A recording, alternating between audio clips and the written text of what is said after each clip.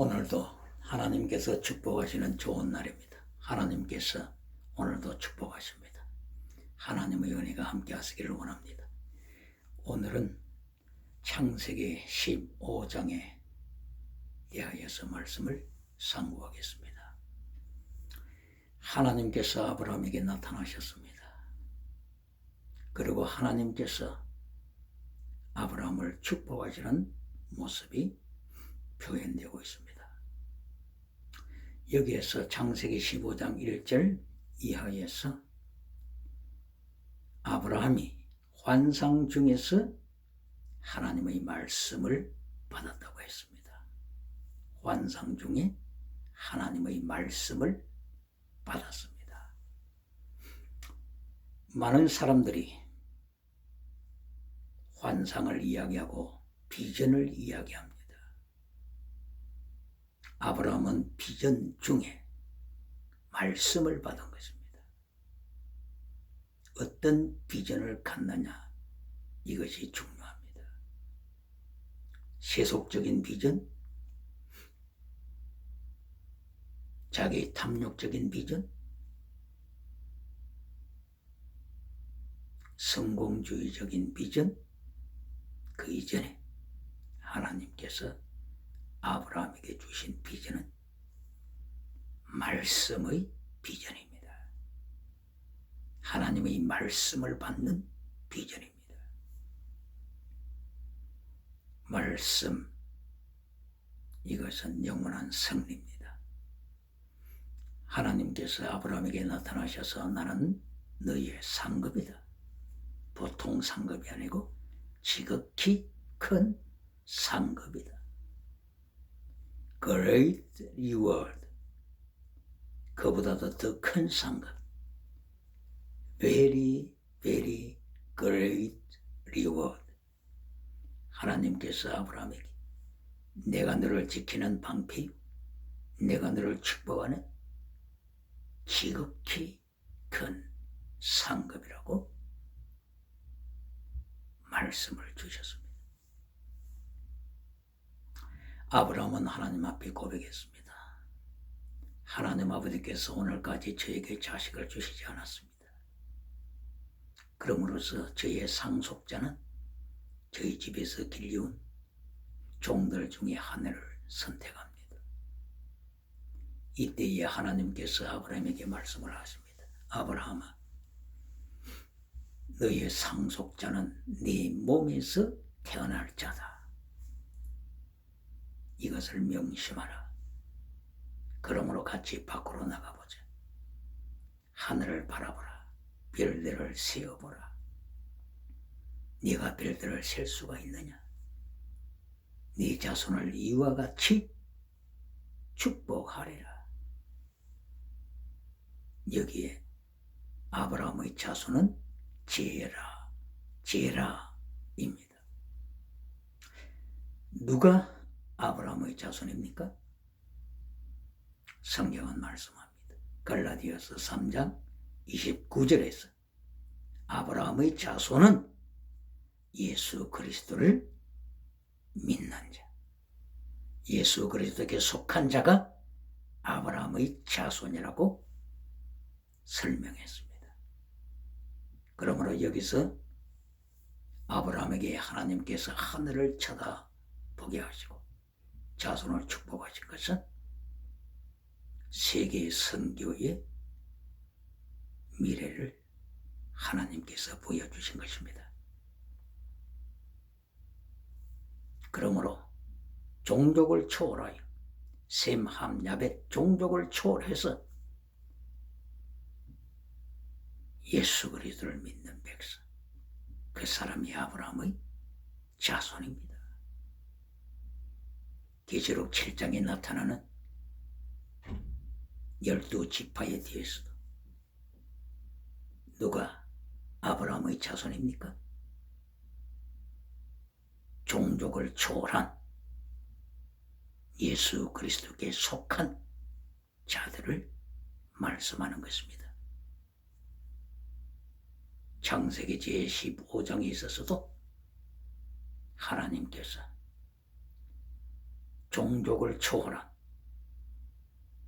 온 세계를 향한 성교의 역사, 믿음의 자손들을 말씀하는 것입니다. 이미 창세기 13장 14절에서 동서남북을 바라보라. 내가 너를 이와 같이 축복하리라 선포하셨습니다.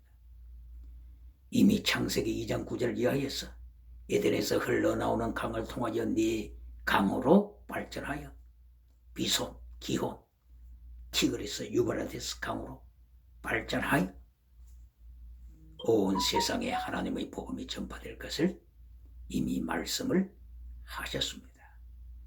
그 축복의 약속이 13장을 통하여 또한 12장을 통하여 15장을 통하여 계속해서 하나님께서 약속을 확인해 주시는 것입니다. 혹자는 말합니다. 하늘을 바라보라. 바라봄의 법칙, 바라봄의 성공 법칙. 이거하고는 거리가 멉니다. 이미 아브라함이 하늘을 바라보기 전에 하나님께서 환상 중에 말씀으로 약속하셨습니다. Very, very great reward. 내가 지극히 큰 상급을 이미 준비해뒀다. 아브라함이 하늘을 바라보기 전에, 바라봄의 법칙 이전에 하나님께서 이미 약속을 준비하셨습니다. 큰 상급을 준비하셨습니다. 인본주의 사고로 성경을 해석하면 물량주의에 빠집니다. 성공주의에 빠집니다. 세속주의에 빠집니다. 그러므로 하나님의 징계를 받게 됩니다. 하나님께서 이 세계 선교의 비전을 보여주시고서 하나님께서 큰 땅을 주시겠다고 약속을 하시고 거기에 대한 언약식을 거행하십니다. 하나님께서 특별히 아브라함에게 확인시키는 말씀 중에 아브라함아, 내가 너를 갈대아 우르에서 부른 목적이 바로 여기에 있다. 이 땅을 내게 주리라. 하나님께서 약속을 하셨습니다. 그러므로 언약식을 갖자. 너는 동물을 준비해라. 하나님께서 아브라함에게 명령하십니다. 3년 된 암소를 가져오라. 3년 된 염소를 가져오라. 3년 된 수양을 가져오라. 그리고 하나님께서 명령하십니다. 아브라함아, 하나님 앞에서 너는 암소를 죽여라. 암소의 피를 흘려라. 암소를 쪼개라.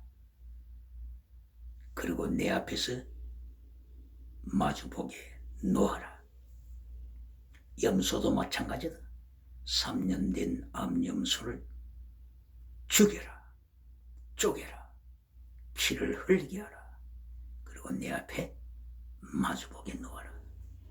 수양도 마찬가지입니다. 아브라함, 3년 된 수양을 내 앞에서 죽여라. 쪼개라. 그리고 피를 쏟게 하라. 그리고 내 앞에 마주보게 놓아라. 무슨 말씀입니까? 하나님의 언약. 하나님의 언약은 그냥 지나가는 언약이 아닙니다. 피를 쏟는 언약입니다. 생명과 사망 사이의 언약입니다.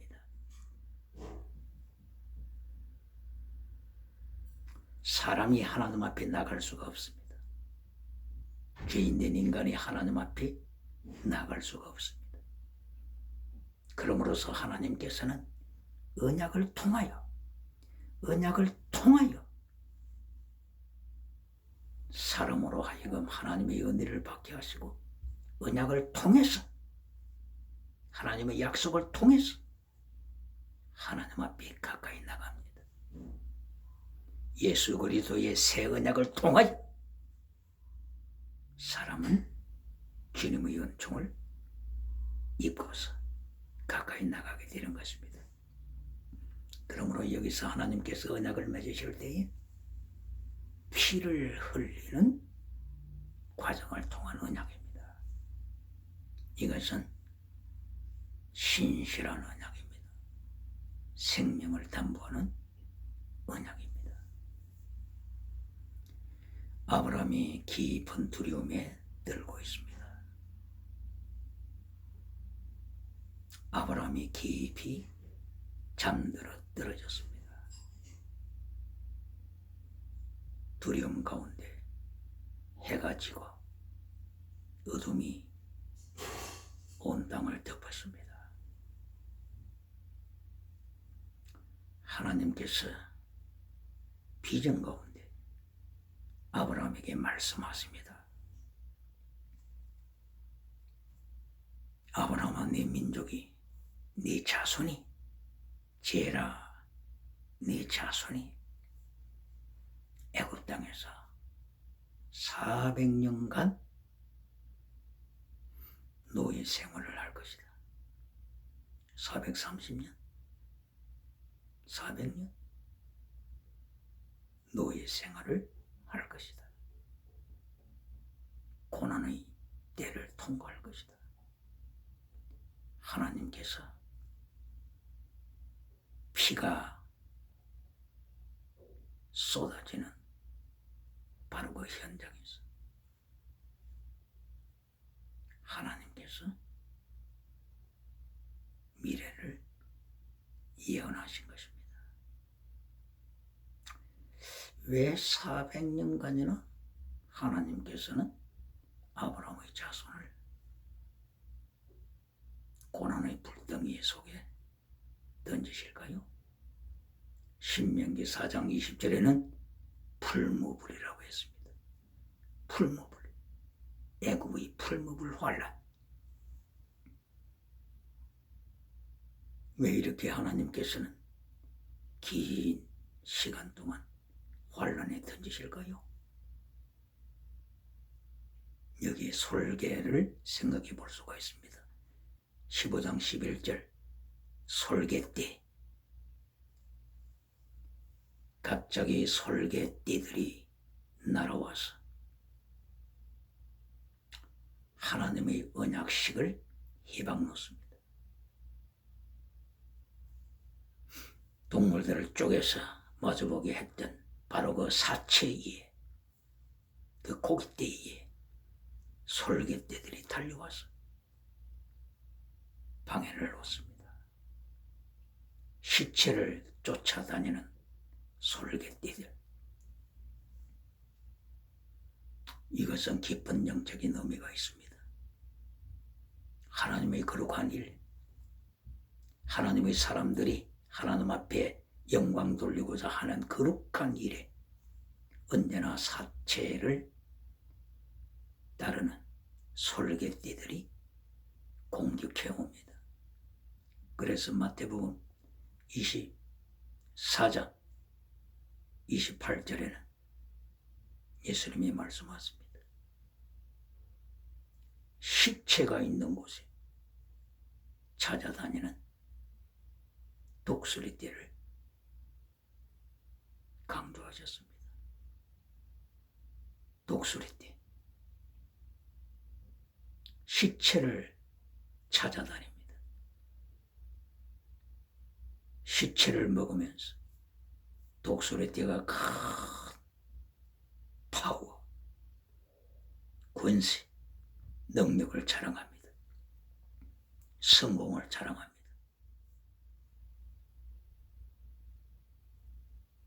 솔개떼들이 사체를 따라서 옵니다.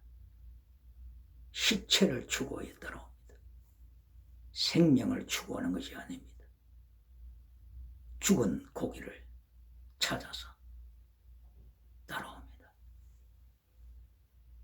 하나님께서는 이미 하나님의 백성 아브라함의 자손들이 앞으로 나아갈 때에 얼마나 많은 이러한 시련이 있을 것인가를 미리 내다 보신 것입니다. 이미 하나님께서는 아담을 창조하신 이래 많은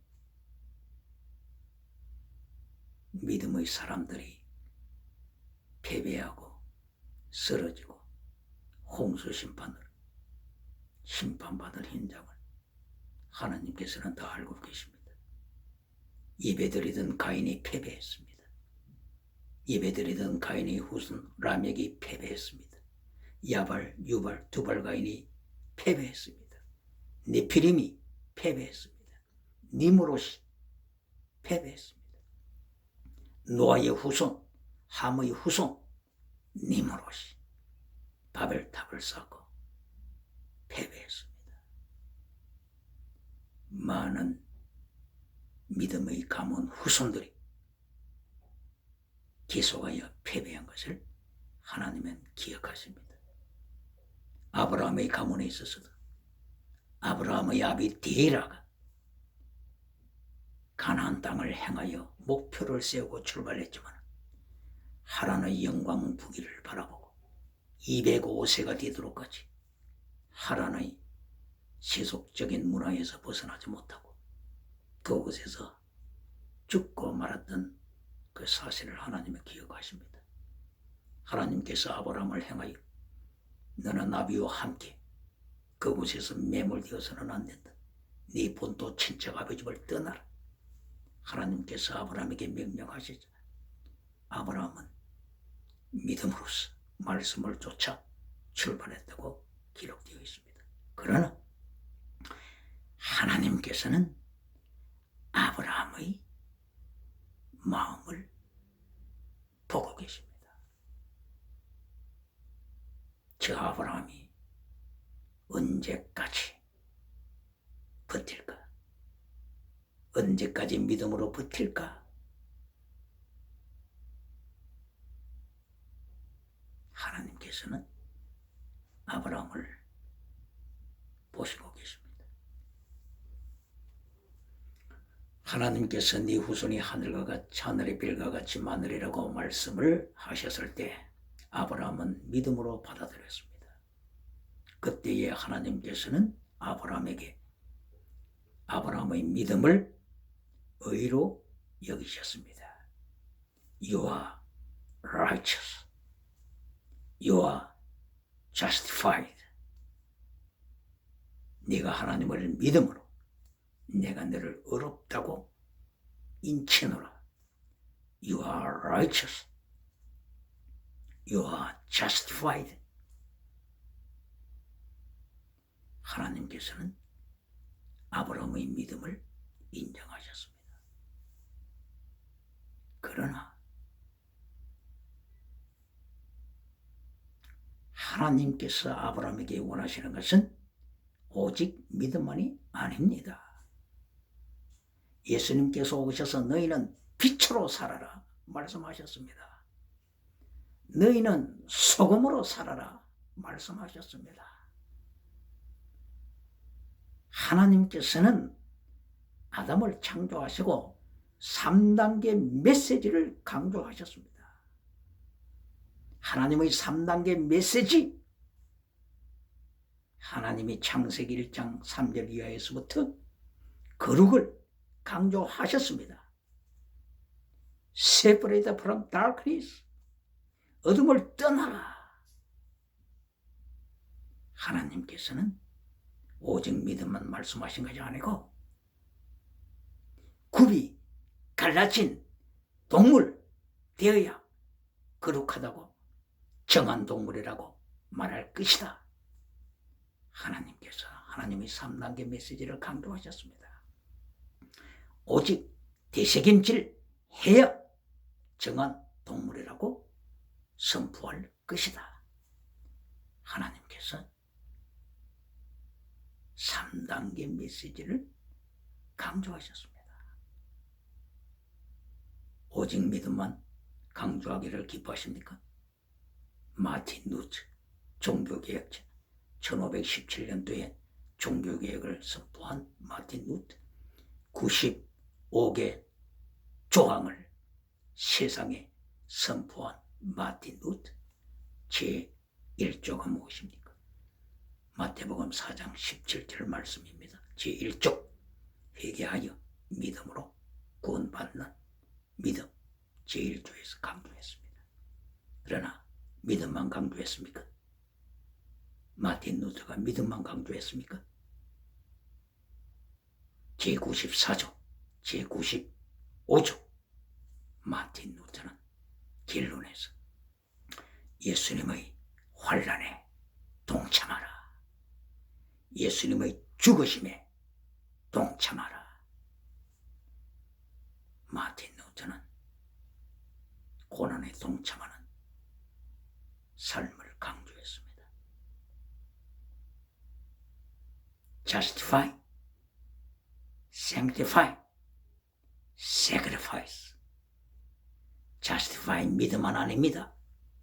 Justify, 그 다음에 Sanctify, 거룩하라, 구별되라. Sacrifice, 제물되라.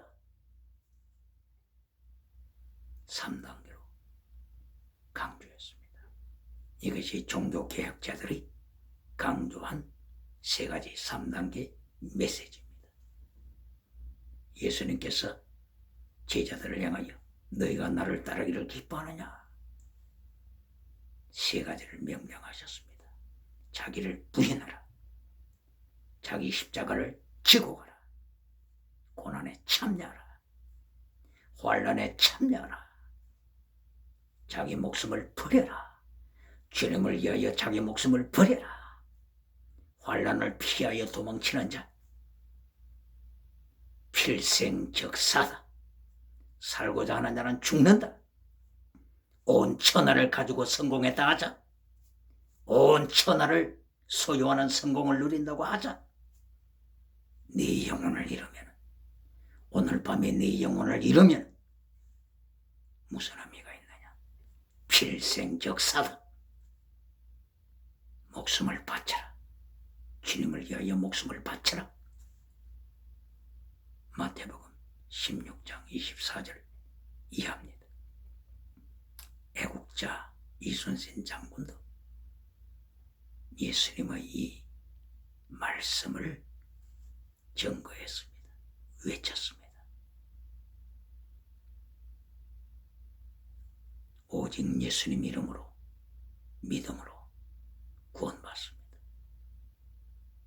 그러나 예수님께서는 젖먹이 신앙으로 그치는 것을 기뻐하지 않으셨습니다. 젖먹이 신앙, 아브라함의 젖먹이 신앙, 네가 어렵다함을 받았다, 아브라함아. 그러나 하나님께서는 아브라함의 어렵다함을 받은 바로 그 수준에서 그 믿음, 그것으로 끝나기를 원하지 않으셨습니다. 너와 내가 언약을 맺자, 피를 쏟는 언약을 맺자. 그러시면서 하나님께서 애굽을 심판하실 것을 아브라함에게 미리 보여주셨습니다. 애굽은 노아의 후손, 함의 후손들입니다. 애굽 사람들은 자기의 조상 노아의 믿음, 노아의 충성스러운 하나님과 동행한 모습을 기억하고 있습니다. 하나님께서 노아를 향하여 너는 완전한 자라, 담임, 너는 완전한 자라. 하나님께서 노아의 믿음을 이처럼 인정하시고 축복하셨습니다. 노아는 의롭다 함을 받은 것뿐만이 아니라 노아는 완전한 자다. 담임, perfect. 하나님께서는 젖먹이 믿음으로 사는 것을 기뻐하지 않았습니다. 그러므로 3단계 메시지 하나님께서는 언제나 강조하십니다. 3단계 메시지 길로 창세기 1장 26절 28절 너는 정복하라. 카오스된 어둠의 땅을 정복하라. 카오스된 혼돈의 땅을 정복하라. 공허한 땅을 정복하라. 왜 그렇습니까? 디프, 깊음이 기다리고 있다. 타르타로스, 지옥이 기다리고 있다. 어비스, 하데스, 지옥이 기다리고 있다. 그러므로 너는 어둠의 땅을, 카오스된 땅을 정복하라. 이것이 창세기 1장 28절 하나님의 3단계 메시지 결론입니다. 그러므로 하나님께서는 아브라함을 보시고 아브라함의 자손을 보실 때에 단순하게 오직 믿음으로 끝나는 것이 아니라 빛으로, 소금으로, 거룩함으로, 구별된 삶으로 세상을 이기는 자로 서기를 원하십니다. 사람이 젖먹이로 살 때 하나님께서는 징계를 보내십니다. 바로 이 애굽을 행하여 징계를 미리 선포하십니다. 아브라함은 내가 애굽을 징계할 것이다. 노아의 믿음을 던져버리고 세속적인 삶으로 세계에서 역사상 가장 먼저 세계에 제국을 세운 애굽을 향하여 하나님께서 내가 심판할 것이다. 미리 예언하셨습니다. 이것은 무엇을 말씀하는 것입니까? 하나님께서는 애굽을 사랑하십니다. 애굽이 하나님 앞에 나오기를 원하십니다. 파라오가 하나님 앞에 나오기를 원하십니다. 애굽이 믿음의 국가가 되기를 원하십니다. 그래서 하나님께서는 요셉을 보내서 애굽을 하나님의 말씀을 선포하는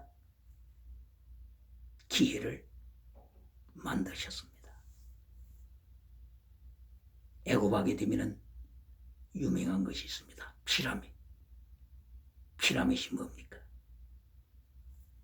애굽 사람들이 부활신앙을 가지고 있는 부활신앙을 표현한 것이 피라밋입니다. 미라를 만들고 죽었던 영혼이 다시 돌아오기를 기다리면서 그 죽은 몸을 잘 보관해 두는 부활신앙을 가진 애굽. 이 애굽을 향하여 하나님께서는 요셉을 보내서 바른 믿음을 갖도록 하기를 원하셨고, 오직 믿음뿐만이 아니라 최대, 미시팟, 헤셋, 믿음, 진리, 사랑, 거룩으로 하나님께서는 함의 후손 애굽이 바르게 되기를 원하셨습니다. 또한 하나님께서 말씀하시기를 피가 흐르는 이 현장에서 아브라함에게 가나안 땅 아모리 족속에 대하여서 예언하십니다. 아모리 족속은 가나안을 대표하는 족속입니다. 하나님께서 선포하시기를 아모리 족속이 회개하지 아니하고 계속 죄를 쌓고 있다. 그 죄가 차면 하나님의 기대하는 그 죄가 차면 하나님이 심판하실 것을 미리 보여주셨습니다. 죄가 찰 때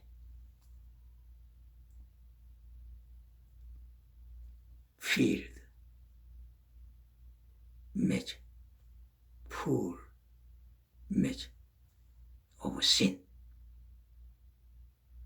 죄가 차면 하나님께서 심판하신다고 하신 것입니다.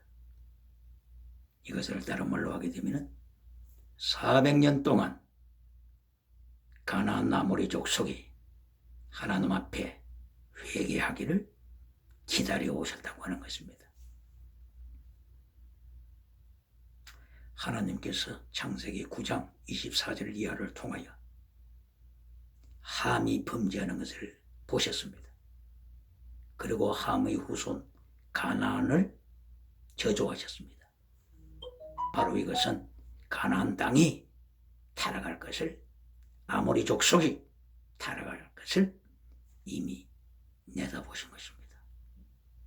이리하여 창세기 15장 13절 이하에서 나타나는 아모리 족속들의 죄를 하나님이 다시 한번 언급하십니다. 오직 믿음뿐만이 아니라 진리를 버리는 자, 영원한 사랑을 버리고 거룩함을 버리는 자, 하나님께서는 하나님의 징계를 준비하십니다. 하나님께서 아브라함에게 마지막으로 다시 한번 세계 선교를 암시하십니다. 아브라함아, 내가 애굽 강에서부터 유브라데 강까지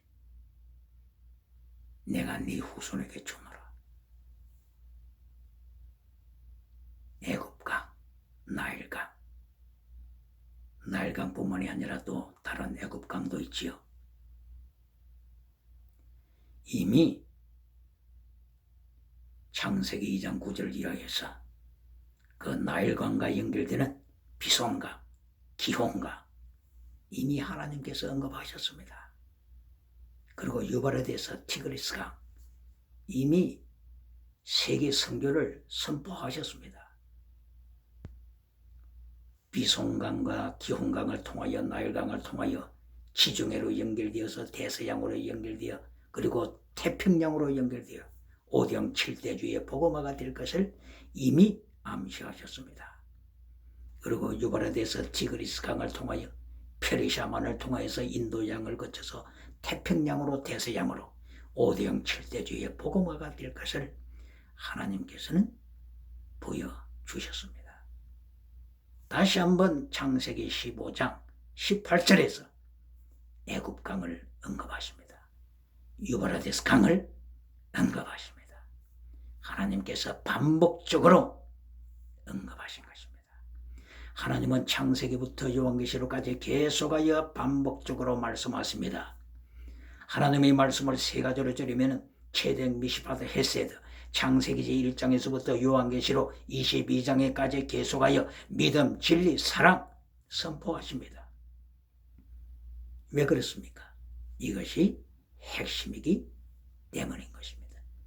하나님께서 창세기 15장 18절 마지막 절을 행하여서 아브라함에게 피가 흐르는 그 동물들 앞에서 쪼개져 있는 그 고기들 앞에서 하나님께서 다시 한번 아브라함에게 세계 선교의 비전을 약속하신 것입니다. 이때에 쪼개진 고기 사이로 하나님의 햇불이 지나가고 있었습니다. 하나님의 햇불.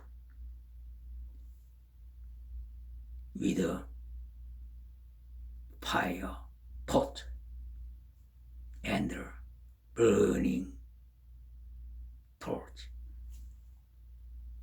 불타는 햇불이 쪼개진 고기 사이로 지나가고 있었습니다. 이것은 하나님의 단호하신 결단을 보여주시는 것입니다. 천하 누구도 막을 수 없는 하나님의 의지를 선포하신 것입니다. 누가 하나님의 선교를 막습니까?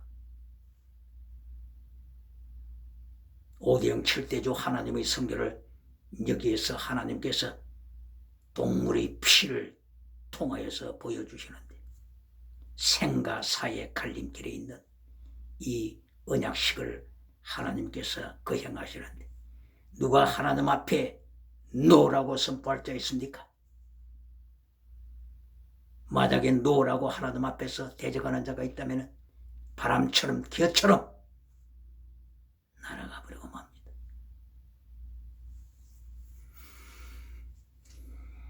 제가 성교지에서 한국을 잠깐 방문했을 때 후원하는 교회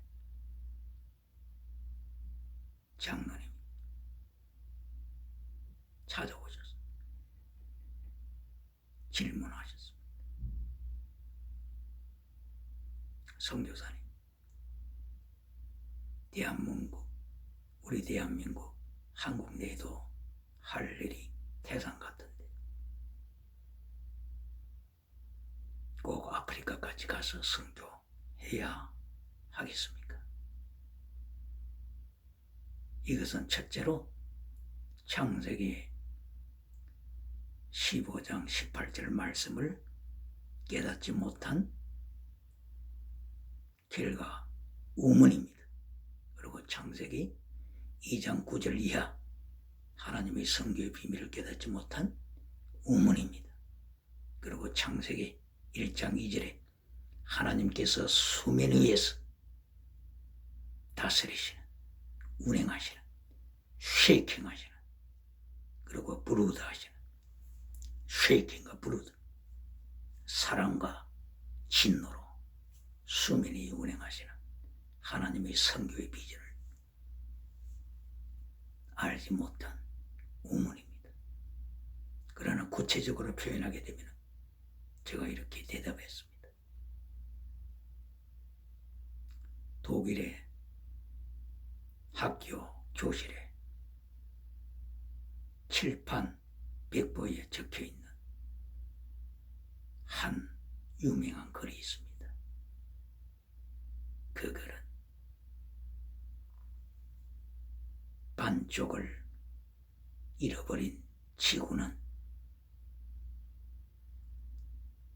존재할 수 없다는 격언입니다. 반쪽을 잃어버린 지구, 존재할 수가 없습니다. 아프리카를 보세요. 아프리카에 이슬람, 이스마일 후손, 이슬람이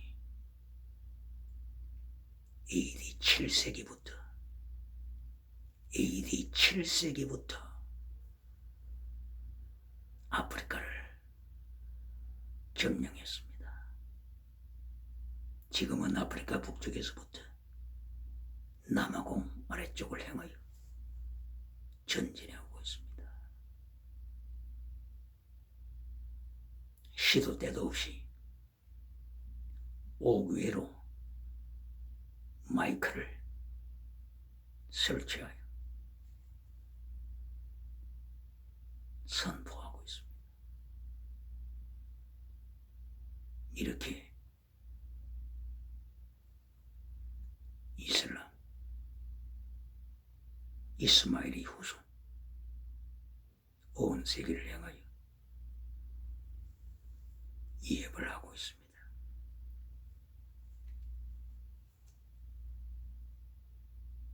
아브라함의 삶에서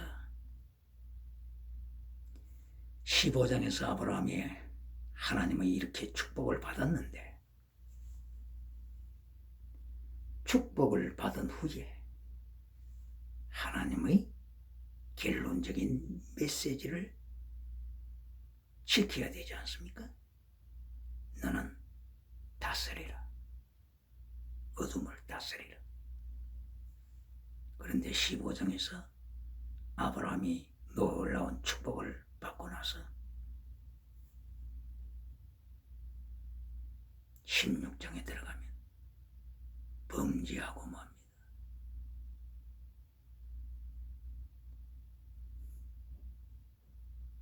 아브라함도 니므롯처럼, 네피림처럼, 가인처럼 하나님의 3단계 메시지를